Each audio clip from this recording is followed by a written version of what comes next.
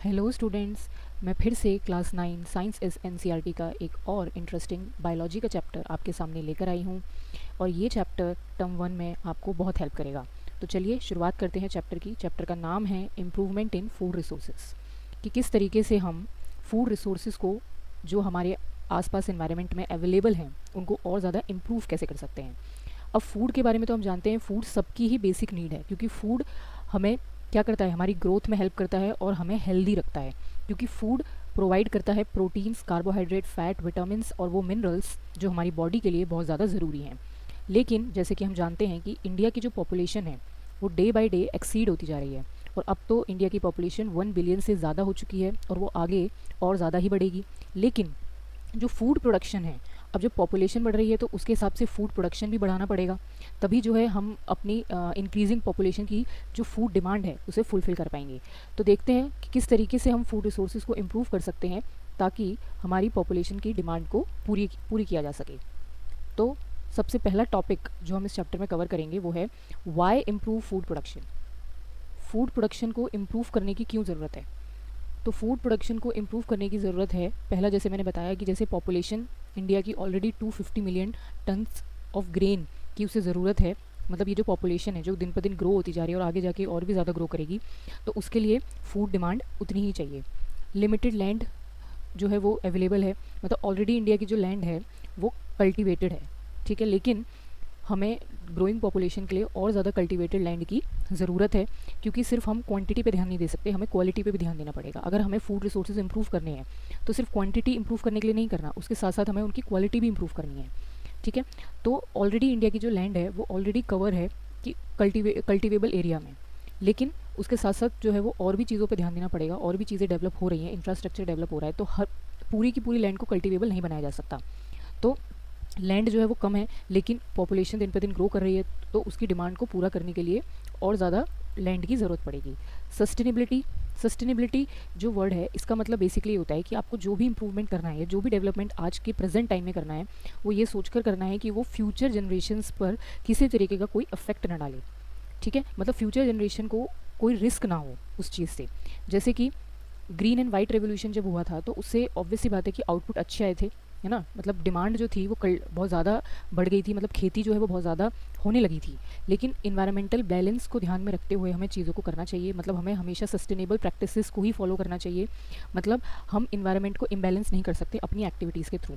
आज के लिए हम अभी प्रेजेंट में अगर सोचें कि भाई हम बहुत ज़्यादा कल्टिवेशन या मतलब बहुत ज़्यादा खेती करने लगे, क्रॉप प्रोडक्शन बहुत ज़्यादा होने लग जाए अभी प्रेजेंट की पॉपुलेशन की डिमांड्स को पूरी करने के लिए, लेकिन उससे ऐसा ना हो जाए कि इन्वायरमेंट इम्बैलेंस ना हो जाए, जिससे जो फ्यूचर जनरेशन्स हैं उनको इस चीज़ का भुगताना भरना पड़े, ठीक है। तो उस चीज़ को ध्यान में रखते हुए हमें आज फूड इम्प्रूवमेंट रिसोर्सेज पे ध्यान देना चाहिए। उसके बाद है food security. Food security basically दो चीज़ों पे डिपेंड करती है, एक तो उसकी अवेलेबिलिटी और दूसरा उसका एक्सेस। मतलब फूड आपने ग्रो तो कर लिया बट उसकी सिक्योरिटी भी ज़रूरी है, मतलब फूड को बचाना भी उतना ज़रूरी है। और फूड अगर बचेगा कैसे, अगर एक तो फूड की अवेलेबिलिटी हो, मतलब उतने अमाउंट में फूड हमारे पास होना चाहिए, और हमारे पास अगर है तो उस तक हमारे पहुंचने के ज़रिए भी होने चाहिए। ऐसा नहीं है कि फूड तो है लेकिन हम उस तक पहुंच ही नहीं पा रहे या वो हम तक पहुंच ही नहीं पा रहा, तो फूड की सिक्योरिटी पॉसिबल ही नहीं है इस सिचुएशन में। तो फूड की सिक्योरिटी एक दो चीज़ों पे डिपेंड करती है, अवेलेबिलिटी एंड एक्सेस। तो और जैसे कि हमें पता है कि फार्मर की जो इनकम है उसको भी हम इंक्रीज़ तभी कर सकते हैं अगर हमें साइंटिफिक मैनेजमेंट्स के थ्रू जो है हम क्या कर सकें, क्रॉप प्रोडक्शन को बढ़ा सकें, ठीक है। हमें कुछ साइंटिफिक तरीके भी अपनाने पड़ेंगे जिससे क्रॉप प्रोडक्शन बढ़ जाए, जिससे अगर क्रॉप प्रोडक्शन बढ़ेगा तो फार्मर की इनकम भी बढ़ेगी, और फार्मर की इनकम अगर बढ़ेगी तो जो फार्मर जो हम इतने सारे केसेस देखते हैं कि भुखमरी से या मतलब बहुत सारी चीज़ों से लड़ते लड़ते फार्मर आखिर में अपनी जान दे देता है, तो इन चीज़ों से भी बचा जा सकता है, ठीक है। तो ये सारी चीज़ों की वजह से जो है हमें ज़रूरी है कि हम फूड इम्प्रूवमेंट जो है वो करें, मतलब रिसोर्सेज और ज़्यादा ऐसे लेकर आएँ जिससे एक तो फूड की अवेलेबिलिटी भी बढ़े, एक्सेस भी बढ़े, ठीक है, फार्मर को भी उसका फ़ायदा हो और आज की जनरेशन और फ्यूचर जनरेशन दोनों को भी उनका फ़ायदा हो, ठीक है। तो अब देखते हैं कितने टाइप्स की क्रॉप ये कौन कौन से सीज़न में जो है वो ग्रो की जाती है, ठीक है। जैसे क्रॉप की सबसे पहले तो कैटेगरीज देखते हैं। सबसे पहली कैटेगरी है क्रॉप की सीरियल्स, यानी जितने भी आपके अनाज जिन्हें हम हिंदी में कहते हैं, जैसे आपके गेहूँ, चावल, मेज़, मक्का, सरसों, ये सारी चीज़ें जो हैं ये आपकी क्रॉप्स जो होती हैं ये कंटेन करती हैं कार्बोहाइड्रेट, मतलब इनमें कार्बोहाइड्रेट यानी कार्ब्स सबसे ज़्यादा होता है। उसके बाद अगर हम बात करें पल्सेस, तो पल्सेस आपको पता है चना, पी, मूंग, ये जितनी भी दालें हैं आपकी, ये पल्सेस, ये आपको क्या प्रोवाइड करती हैं? प्रोटीन प्रोवाइड करती हैं। ऑयल सीड्स, ऐसे सीड्स जिनमें से आपका क्या निकलता है? ऑयल निकलता है, जैसे सोयाबीन, मस्टर्ड, सनफ्लावर, ये सब क्या प्रोवाइड करते हैं? ऑयल प्रोवाइड करता है, फैट। जितने भी वेजिटेबल्स एंड फ्रूट्स हैं वो आपकी बॉडी में विटामिन्स और मिनरल्स की मात्रा को बैलेंस रखते हैं। उसके बाद हम बात करते हैं फॉडर क्रॉप्स। अब हमें जितनी फूड की ज़रूरत है उसके साथ साथ जो हमारे आसपास जितने भी जानवर हैं, पशु हैं, उन्हें भी उतनी ही ज़रूरत है खाने की। तो वो कौन कौन सी होती हैं? जिसे हम बोलते हैं बरसीम, ओट्स, ठीक है। ये लाइफ स्टॉक फीड है, यानी पशु को पालने के लिए जिन चीज़ों की ज़रूरत होती है उन्हें कहा जाता है फॉडर क्रॉप्स। तो हमारी इन बाकी खेती के साथ साथ इनकी खेती भी ज़रूरी है। अब ग्रोइंग सीज़न कौन कौन से हैं, मतलब कौन से चीज़ की खेती किस किस सीज़न में पॉसिबल है? जैसे खारिफ सीज़न जो है वो बेसिकली जून से अक्टूबर के बीच में होता है। तो जून से अक्टूबर के बीच में बेसिकली आपका कौन सा सीज़न होता है? रेनी सीज़न होता है बेसिकली। ये वाला जो टाइम होता है ना आपका, ये होता है रेनी सीज़न वाला। तो इसमें ज़्यादातर ऐसी चीज़ों की खेती की जाती है जिनको पानी की ज़्यादा ज़रूरत है, जैसे चावल, मक्का, सोयाबीन, कॉटन, ठीक है। राबी होती है आपकी नवंबर टू अप्रैल। बेसिकली ये आपकी विंटर सीज़न में ये जो इन चीज़ों की खेती की जाती है, जैसे आपकी वीट यानी गेहूँ, चने, सरसों, तो ये सब कब उगाए जाते हैं? विंटर सीजन्स में, ठीक है। एक यहाँ पर आपकी क्रॉप होती है जो समर सीज़न में बेसिकली ग्रो की जाती हैं। तो समर सीज़न में ग्रो की जाती हैं आपकी ज़्यादातर वेजिटेबल्स एंड फ्रूट्स, ठीक है। Vegetables and fruits summer season में, जिनमें पानी की मात्रा ज़्यादा हो, ठीक है। अब यहाँ पर आपको एक डेटा के अकॉर्डिंग ये चीज़ दे रखी है कि इंडिया ने अभी तक जो है 1952 से 2010 तक जो है जितनी कल्टिवेबल लैंड थी उससे 25% जो है वो ज़्यादा कल्टिवेबल लैंड के साथ जो फूड ग्रेन प्रोडक्शन है वो ऑलरेडी 4 गुना कर दिया था। मतलब 1952 से 2010 तक कल्टिवेबल लैंड भी 25% बढ़ी, उसके साथ साथ अगर लैंड 25% बढ़ी तो जो ग्रेन प्रोडक्शन था वो भी 4 गुना बढ़ गया था, ठीक है। तो ऑब्वियस सी बात है, पॉपुलेशन बढ़ेगी तो उसके साथ साथ ग्रेन प्रोडक्शन भी बढ़ेगा। अब ये है कि क्रॉप तो ठीक है कि हमने भाई क्रॉप्स जो हैं वो इस सीज़न में उगाई जाती हैं, ये वाली क्रॉप इस सीज़न के लिए ज़्यादा बेटर है, बट उसके साथ साथ हमें अगर प्रोडक्शन बढ़ाना है तो उसके लिए हमें उनकी वेराइटी को इम्प्रूव करना पड़ेगा, ठीक है। क्योंकि अभी जैसे मैंने आपको स्टार्टिंग में ही बोला कि क्वांटिटी के साथ साथ क्वालिटी भी बहुत ज़्यादा मैटर करती है, ठीक है। सिर्फ हमें प्रोडक्शन नंबर में नहीं बढ़ाना, हमें उसकी क्वालिटी में भी बढ़ाना है, उसको भी इम्प्रूव करना है हमें साथ में, ठीक है। तो बेसिकली अब वेराइटीज़ को कैसे इम्प्रूव किया जा सकता है? जो ऑलरेडी वेराइटीज़ हमारे पास अवेलेबल हैं इंडिया में, उनको 2 तरीके से इम्प्रूव किया जा सकता है। एक तो हाइब्रिडाइजेशन मेथड से, दूसरा जेनेटिक मॉडिफिकेशन से, ठीक है। अभी हाइब्रिडाइजेशन क्या होता है? हाइब्रिडाइजेशन बेसिकली आपके पास मतलब इसका ये होता है कि आपके पास 2 अलग अलग वेराइटी ऑफ सीड हैं या क्रॉप्स हैं, उनको आप क्या कराओ, उनके बीच में आप क्रॉसिंग कराओ, ब्रीडिंग कराओ बेसिकली, ठीक है। जो उनके अंदर जो भी यूज़फुल ट्रेट है, यानी जो भी उनके अंदर ऐसा गुण है, ऐसी खासियत है, जैसे सपोज़ एक वेराइटी है उसके पास ये है कि वो मतलब ज़्यादा क्लाइमेट चेंज के अकॉर्डिंग जो है वो स्टेबल रह सकती है, मतलब अडेप्ट कर सकती है उसको, और दूसरा ये है कि वो ज़्यादा बीमारियों से बची रह सकती है, उसका इम्यूनिटी ज़्यादा बेटर है, ठीक है। तो दोनों के बीच में जब क्रॉसिंग करवाते हैं तब उसे कहा जाता है हाइब्रिडाइजेशन। दोनों के बीच में क्रॉसिंग कराने के बाद जब एक नई वेराइटी की आपकी सीड या क्रॉप निकल कर आती है तो उसमें आपको दोनों के वो यूज़फुल ट्रेड्स या यूज़फुल कैरेक्टर देखने को मिलते हैं। अभी 3 तरीके से होती है hybridization, inter varietal, inter specific और इंटर जेनेरिक। इसका मतलब इंटर वेराइटल का मतलब ये है कि 2 बिल्कुल अलग वेराइटीज़ के बीच में आप क्रॉसिंग करवाओ, ठीक है। यहाँ पर 2 डिफरेंट वेराइटी, इनके बीच में आप क्रॉसिंग करवाओ। इंटर स्पेसिफिक का मतलब ये है 2 अलग स्पीशीज़ के बीच में आपको क्रॉसिंग करानी है, 2 अलग species but genes are same, मतलब जीन्स जो है वो दोनों के सेम होंगे बट स्पीशीज़ अलग होंगी।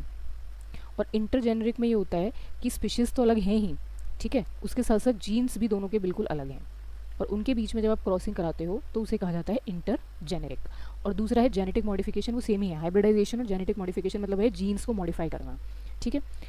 तो ये बेसिकली क्यों करना ज़रूरी है? क्योंकि इससे पहली बात तो हाई यील्डिंग है ना, प्रोडक्शन बढ़ेगा, है ना। जैसे मैंने बताया क्वालिटी बढ़ेगी, जैसे वीट में बेकिंग क्वालिटी बढ़ सकती है, पल्स में और प्रोटीन की मात्रा बढ़ सकती है, ऑयल सीड में ऑयल क्वालिटी और इम्प्रूव हो सकती है, ठीक है।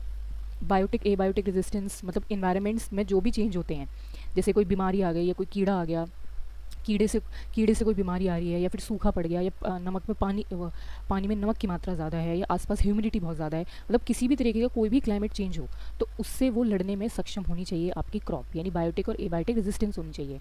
मैच्योरिटी बहुत शॉर्टर होनी चाहिए, मतलब कि बेसिक कहने का मतलब ये है कि जो फसल का टाइम है, मतलब फसल को जब हमने बीज डाला और बीज डालने के बाद उसकी कटाई तक जो पूरा समय है वो बहुत कम से कम होना चाहिए। अगर सपोज़ एक क्रॉप ही पूरा साल भर ले लेगी या 6 महीने ले लेगी, तो सोचो हम पूरे एक साल में 1 या 2 ही क्रॉप उगा पाएंगे, जो कि बेसिकली फार्मर के लिए भी सही नहीं है और हमारे लिए भी सही नहीं है। ठीक है, तो बेसिकली अगर मेच्योरिटी कम होगी, जैसे सपोज़ एक क्रॉप 3 महीने में अपना पूरा प्रोसेस कंप्लीट कर देती है, तो हम साल में 3 से 4 क्रॉप एक उगा सकते हैं, है ना, मल्टीपल क्रॉप्स ग्रो कर सकते हैं। तो उससे क्या होगा, कॉस्ट भी रिड्यूस हो जाएगा, है ना, ऑब्वियसली बात है, कॉस्ट रिड्यूस होगा उससे। ठीक है, वाइडर एडेप्टेबिलिटी, मतलब वही जितना डाइवर्स क्लाइमेट होगा उसमें जितना स्टेबिलिटी उस क्रॉप के अंदर होगी उतनी ज़्यादा वो बेटर तरीके से ग्रो कर पाएगी। एग्रोनॉमिक ट्रेड्स, एग्रोनॉमिक ट्रेड्स का मतलब है कुछ ऐसे यूज़फुल ट्रेड्स उसके अंदर जेनेटिकली डाले जाने चाहिए जिससे उसकी क्वालिटी और ज़्यादा इंप्रूव हो जाए। जैसे सीरियल्स में ड्वार्फनेस जो है वो न्यूट्रिएंट्स को बचाती है, मतलब जितना ज़्यादा आपका जो अनाज है वो आपका छोटा होगा उसमें न्यूट्रिएंट्स की मात्रा उतनी ज़्यादा होगी। जो भी आपके ये पशुपालन के लिए जो भी क्रॉप्स उगाई जाती हैं, फॉडर क्रॉप्स, वो जितनी ज़्यादा लंबी लंबी होंगी हाइट में उतना ज़्यादा बेटर होगा। ठीक है, मतलब बेसिकली जो भी यूज़फुल ट्रेड्स हैं वो उनमें होने चाहिए, तो जिससे उनकी इंप्रूव, मतलब क्रॉप और ज़्यादा क्या होगी आपकी, इंप्रूव हो सकती है। ठीक है, अब न्यूट्रिएंट्स तो हम डाल देंगे, ठीक है, हाइब्रिडाइजेशन से, जेनेटिक मॉडिफिकेशन से, बट उनको मैनेजमेंट भी तो करना ज़रूरी है ना। मतलब बेसिकली आपने क्वालिटी इंप्रूव कर दी, आपको ये भी पता चल गया कि किस तरीके से क्रॉप्स जो हैं वो ग्रो करनी चाहिए, है ना, उनमें क्या क्या चीज़ें, मतलब क्या क्या उनके अंदर यूज़फुल ट्रेट होनी चाहिए। ठीक है, लेकिन उन न्यूट्रिएंट्स को मैनेज करना भी तो ज़रूरी है ना। जैसे अगर हम बात करें प्लांट न्यूट्रिएंट्स, जो हम क्रॉप ग्रो कर रहे हैं, तो प्लांट्स न्यूट्रिएंट्स लेता कहाँ से, एयर से लेता है, जैसे कार्बन ऑक्सीजन, वाटर से हाइड्रोजन ऑक्सीजन, सॉइल से बाकी के 13 जो और न्यूट्रिएंट्स हैं जो बाद में डिवाइड हो जाते हैं मैक्रो एंड माइक्रो न्यूट्रिएंट्स में। मैक्रो न्यूट्रिएंट में आते हैं आपके nitrogen, phosphorus, potassium, calcium, magnesium, sulphur, जो मतलब मैक्रो मतलब जो प्लांट को ज़्यादा अमाउंट में चाहिए, और माइक्रो में जैसे आयरन, मैंगनीज, जिंक। ठीक है, तो ये सब हो गए आपके, जो आपको माइक्रो न्यूट्रिएंट इसलिए कहा जा रहा है क्योंकि आपको ये स्मॉल क्वांटिटी में चाहिए।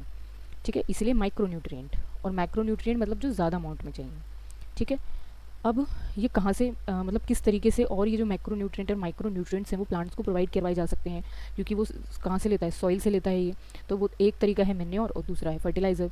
अब मेन्योर बेसिकली आपका ऑर्गेनिक जो है फर्टिलाइज़र ही है, ऑर्गेनिक है ये। ठीक है, ये किस तरीके से बनाया जाता है, ये एनिमल और प्लांट के वेस्ट से बनाया जाता है। ठीक है, जिससे सॉइल की फर्टिलिटी और ज़्यादा इंप्रूव हो जाती है, उसका स्ट्रक्चर इंप्रूव हो जाता है, वाटर रिटेंशन कैपेसिटी इंप्रूव हो जाती है।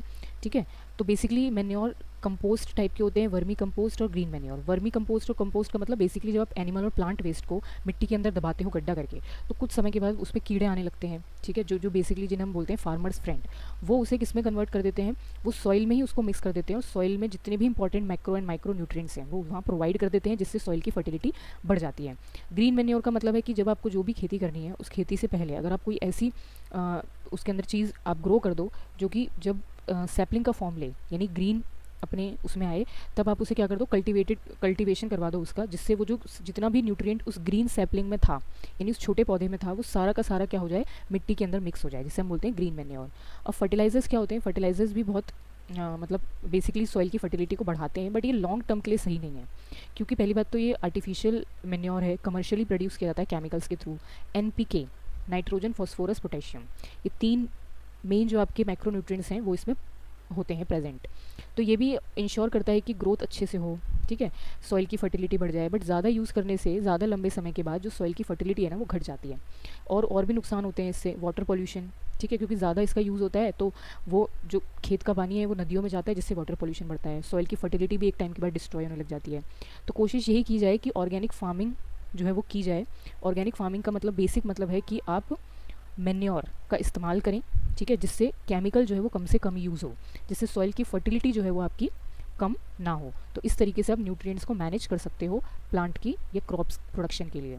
ठीक है, और क्या तरीके हैं जिससे आप इम्प्रूव कर सकते हो, किस तरीके से मैनेज कर सकते हो क्रॉप प्रोडक्शन को कि वो और ज़्यादा बेहतर हो सके। ठीक है, तो एक है आपका इरिगेशन एंड क्रॉपिंग पैटर्न, मतलब आप अगर पैटर्न का मतलब पैटर्न जो है यानी तरीका अगर हम बदल दें खेती करने का, तो उससे भी बहुत फ़र्क पड़ेगा। जैसे एक तो इरिगेशन सोर्सेज जो हैं वो अगर जिस तरीके के अवेलेबल हैं, तो उससे भी काफ़ी ज़्यादा फ़र्क पड़ता है क्रॉप प्रोडक्शन पे। जैसे wells, dug and tube, canal, river lift system, tanks, जो कि पानी जो है वो अगर हम खेती के लिए चाहिए तो पानी भरपूर मात्रा में वो प्रोवाइड कर सकें। पहले के समय में लोग, आज भी रेन वाटर हार्वेस्टिंग बहुत इंपॉर्टेंट प्रोसेस माना जाता है खेती के लिए। ठीक है, मतलब जो बारिश का पानी होता है उसे इकट्ठा करो और बाद में खेत के लिए या खेत में यूज़ करो। ठीक है, तो ये इरिगेशन सोर्सेज से भी आपका क्रॉप प्रोडक्शन बढ़ सकता है, मतलब ये ज़्यादा अच्छी मतलब इनका अवेलेबल होना बहुत ज़्यादा ज़रूरी है अगर हमें क्रॉप प्रोडक्शन ज़्यादा बेटर करना है तो। ठीक है, मिक्स्ड क्रॉपिंग, अब देखो क्रॉपिंग पैटर्न्स क्या हैं। तो पहला तो आप मिक्स क्रॉपिंग कर सकते हो, मतलब एक ही ज़मीन पे आप 2 या 2 से ज़्यादा जो क्रॉप है यानी जो फसल है वो एक साथ उगा सकते हो। जैसे आप एक साथ खेती कर सकते हो वीट एंड ग्राम यानी कि गेहूं और चने की, जिससे क्या होता है ना, टोटल क्रॉप फेलियर का रिस्क कम हो जाता है। बेसिकली मतलब एक तो वर्क करेगी, अगर सपोज गेहूं अच्छे से उनका प्रोडक्शन नहीं हुआ तो चने का प्रोडक्शन अच्छे से हो जाएगा, अगर चने का प्रोडक्शन अच्छे से नहीं हुआ तो गेहूं का प्रोडक्शन अच्छे से हो जाएगा। तो पूरी तरीके से लॉस में नहीं जाता फार्मर। ठीक है, और कुछ ना कुछ जो है वो आपके लिए क्रॉप जो है वो प्रोड्यूस हो जाती है। ठीक है, और इंटर क्रॉपिंग में क्या होता है कि एक रॉ पैटर्न में बेसिकली क्रॉप्स को ग्रो किया जाता है। अब रो पैटर्न क्या होता है, जैसे हम क्लासरूम में क्या करते हैं, बच्चे एक रो में बैठते हैं, ठीक है, बेंचेस लगा लगा के। तो वैसे ही यहाँ पे रो पैटर्न में हमें क्या करना है, क्रॉप्स को ग्रो करना है। जैसे सोयाबीन एंड मेज़ है ना, सोयाबीन और मेज़, इन दोनों की खेती आप इस पैटर्न में कर सकते हो। जैसे आपने 2-3 जो रो हैं वो सोयाबीन की लगा दी, फिर 2-3 मेज़ की कर दी, फिर सोयाबीन की कर दी, फिर मेज़ की कर दी। तो एक तो इससे क्या होगा कि इन दोनों का जो न्यूट्रिएंट डिमांड है वो अलग अलग है, तो ज़्यादा से ज़्यादा यूटिलाइजेशन हो जाएगा न्यूट्रिएंट का। मतलब सॉइल में इन दोनों को जो भी न्यूट्रिएंट चाहिए होता है for the growth and development, वो दोनों का अलग अलग है। तो सॉइल से सोयाबीन अपने न्यूट्रिएंट्स जो है वो एब्जॉर्ब करेगा, मेज़ अपने न्यूट्रिएंट एब्जॉर्ब करेगा। तो सॉइल के जो न्यूट्रिएंट्स हैं वो ज़्यादा अमाउंट में, मैक्सिमाइज अमाउंट में जो है वो यहाँ पर यूज़ हो जाएंगे। और उससे क्या होगा, क्योंकि बेसिकली जो पेस्ट यानी कि जो कीड़े लगते हैं वो न्यूट्रिएंट की अवेबिलिटी, मतलब बहुत ज़्यादा अवेबिलिटी के कारण ही लगते हैं। तो अगर यहाँ पर न्यूट्रिएंट सारा का सारा यूज़ हो जाएगा तो पेस्ट भी कंट्रोल में आ जाएगा अपने आप ही। ठीक है, तो दूसरा तरीका ये है। तीसरा है आपका क्रॉप रोटेशन, यानी कि आप एक प्री प्लान सक्सेशन के अंदर, मतलब पहले से ही प्लानिंग कर लो कि आपको साल में 2 या 3 जो है वो क्रॉप का प्रोडक्शन अपनी ज़मीन पे करना है, जैसे अलग अलग। ठीक है, तो उससे क्या होगा कि आपको एक पहले से आपके दिमाग में एक प्लानिंग होगी कि मुझे ये वाली क्रॉप जो है वो इस सीज़न के अकॉर्डिंग पहले ये उगानी है, फिर ये उगानी है, उसके बाद उसकी खेती करनी है। तो उससे क्या होगा कि जो प्रॉपर मॉइस्चर मैनेजमेंट है बेसिकली, मतलब सीज़न के अकॉर्डिंग अगर आप खेती करते हो तो जो पॉजिटिव रिजल्ट आने के ज़्यादा चांसेस होते हैं, फेलियर के चांसेस जो है वो आपके कम हो जाते हैं। ठीक है, और जो उससे सॉइल की फर्टिलिटी है ना वो भी आपकी मेंटेन रहती है। तो ये कुछ क्रॉपिंग पैटर्न्स हैं जिनको आप यूज़ कर सकते हो। ठीक है, अब है नेक्स्ट, अब क्रॉप को प्रोटेक्ट भी करना ज़रूरी है। ठीक है, क्योंकि जैसे खेती हो गई, कल्टीवेशन भी हो गया, कटाई भी हो गई, अब उनको स्टोर करना, ग्रेन्स को उनको प्रोटेक्ट करना भी ज़रूरी है।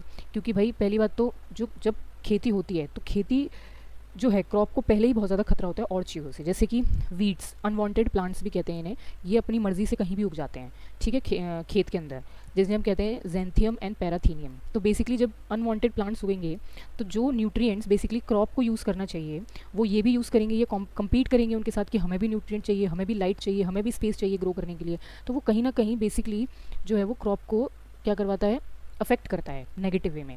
ठीक है, इंसेक्ट पेस्ट यानी कि जो कीड़े वगैरह लग जाते हैं, ये क्या करते हैं, रूट्स को, स्टेम्स को कट कर देते हैं। ठीक है, फ्रूट्स वगैरह में अंदर की तरफ जो है वो चले जाते हैं, घुस जाते हैं, जिससे फ्रूट ख़राब हो जाता है, तो खेती भी ख़राब हो गई। ठीक है, अलग अलग बीमारियां लग जाती हैं, जैसे कोई बैक्टीरिया की वजह से, फंगी या कोई वायरस सॉइल के थ्रू, वाटर के थ्रू, एयर के थ्रू जो है वो बेसिकली फसल में चला गया और उसे कोई बीमारी लग गई, यानी कि फसल जो है वो पूरी अच्छी तरीके से जो वो ग्रो कर सकती थी वो ग्रो नहीं कर पाती।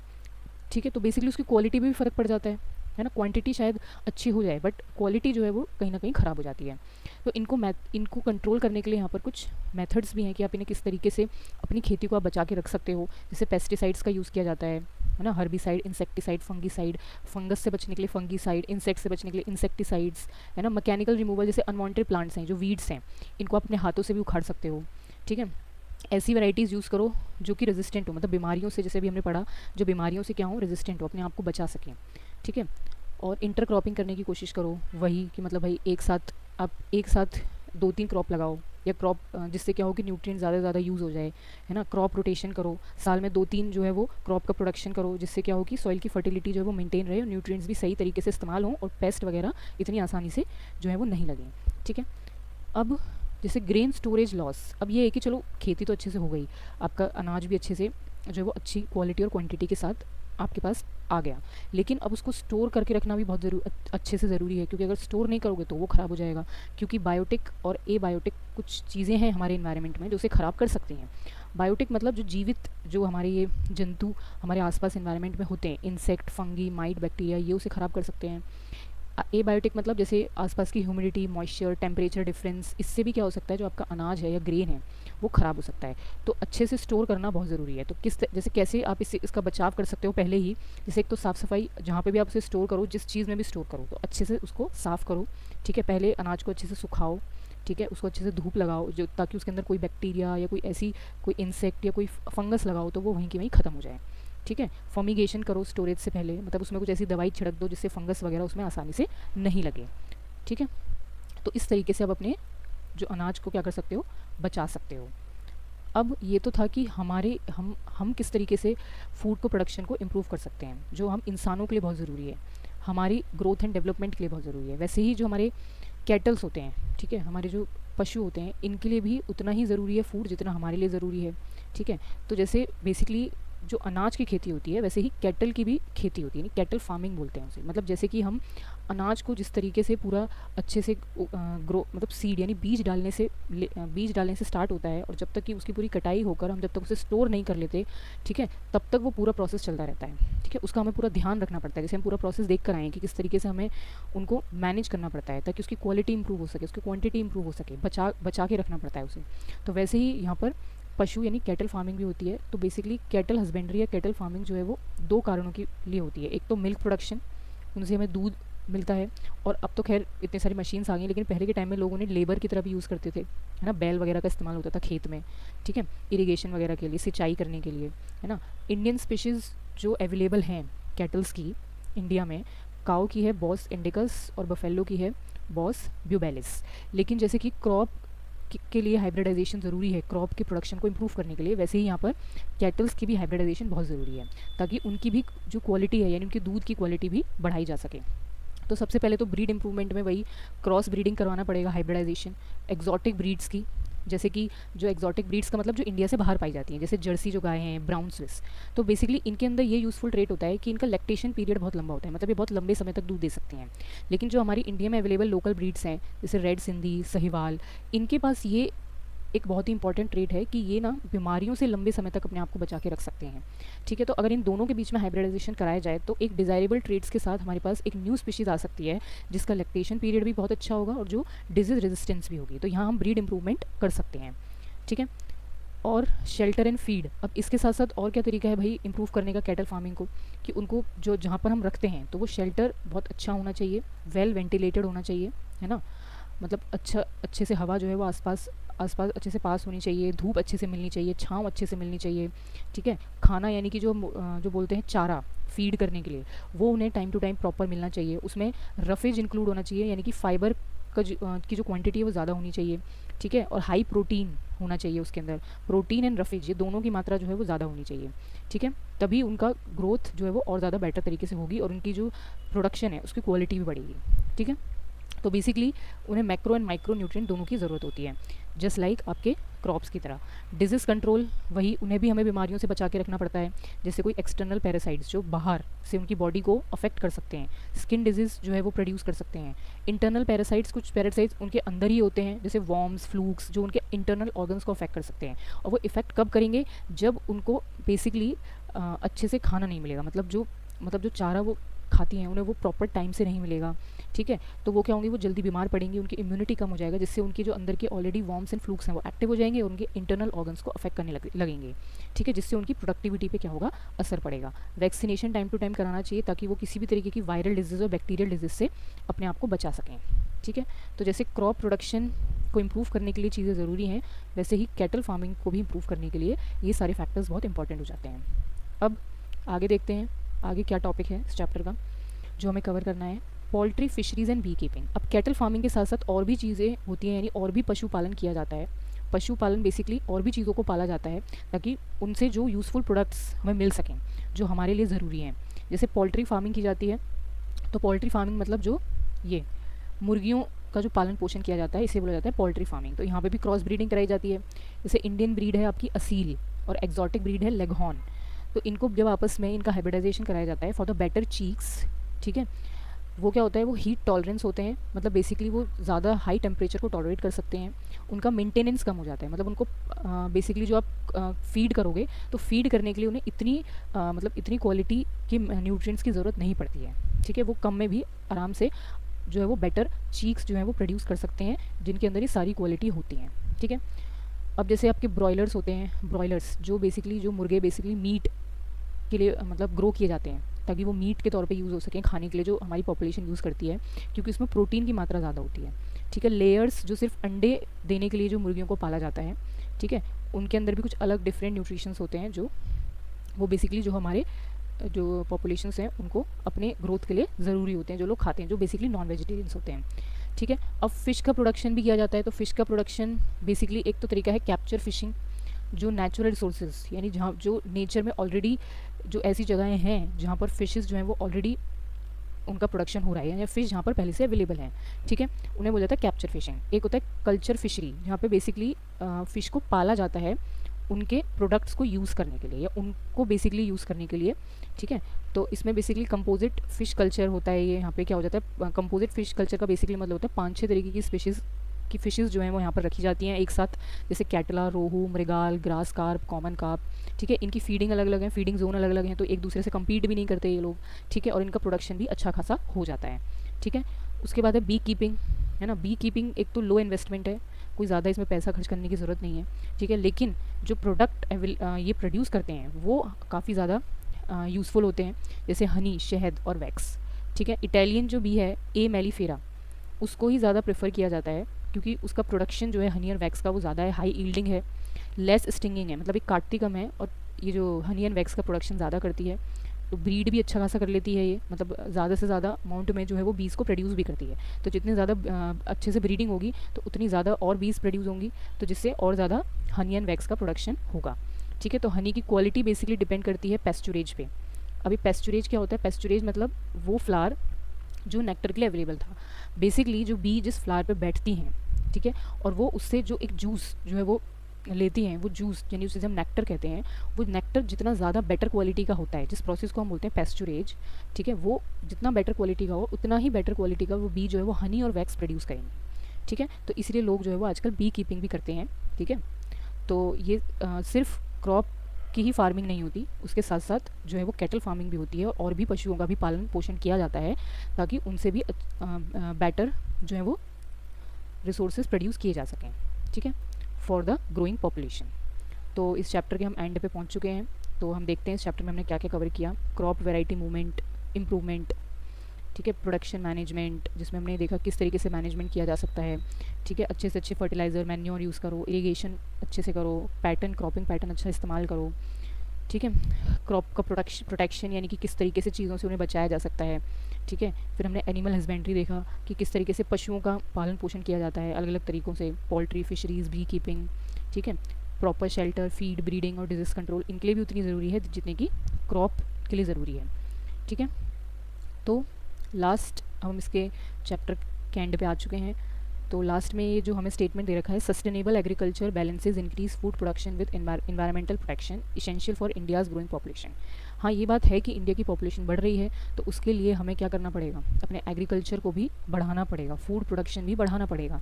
लेकिन हमें जो एग्रीकल्चर को बढ़ाना है तो हमें सस्टेनेबल एग्रीकल्चर को यहाँ पर बढ़ावा देना है, यानी कि ऐसा एग्रीकल्चर जो कि हमारे इन्वायरमेंट को किसी भी तरीके की हानि ना पहुंचाए, ठीक है। आज के प्रेजेंट टाइम में भी वो हमें जो है वो अच्छे रिजल्ट्स दे और आने वाली फ्यूचर जनरेशन्स को भी वो किसी तरीके का नेगेटिव इम्पैक्ट ना डाले और उन्हें भी बाद में बेहतर रिजल्ट्स वो प्रोवाइड कर सके।